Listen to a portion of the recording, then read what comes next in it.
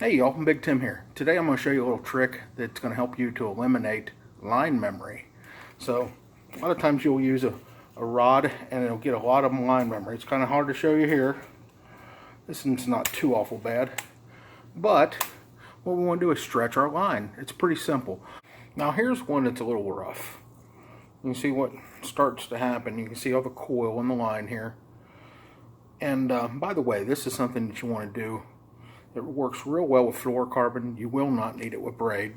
And you can probably use it on monofilament too. But I use it for fluorocarbon all the time. And this is what this line looks like now. We're going to get it stretched and I'll show it to you in a second. Right, so what I do is I hook the bait somewhere solid, like the cable tie that's holding on your trolling motor. That is going nowhere. That's perfect.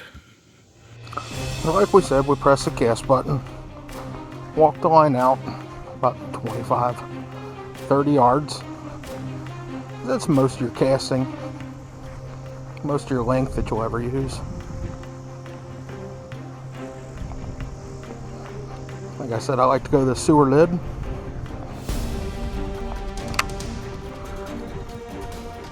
Put a lot of tension on the line. And then reel it in. Keeping the tension on the line the whole time. You can see the rod's bowed.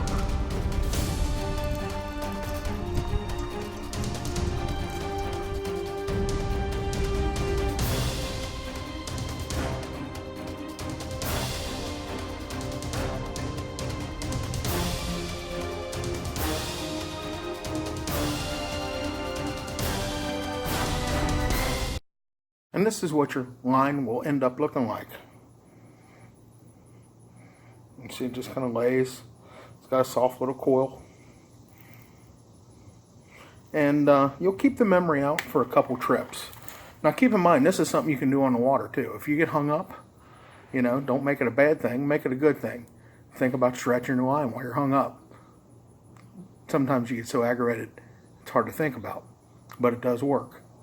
So another thing you can do is use line and lure conditioners like this. This is KVD line and lure conditioner. There's also Blakemore Real Magic and some other stuff out there called Real Snot. And you can just take and spray this right on your spool. Some guys will do it as they're reeling it in and installing the line, or when you're stretching it, but you can just do it afterwards. And that will help eliminate memory as well.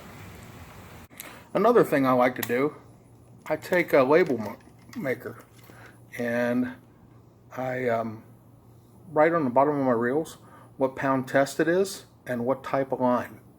That way I know, what it's best suited for.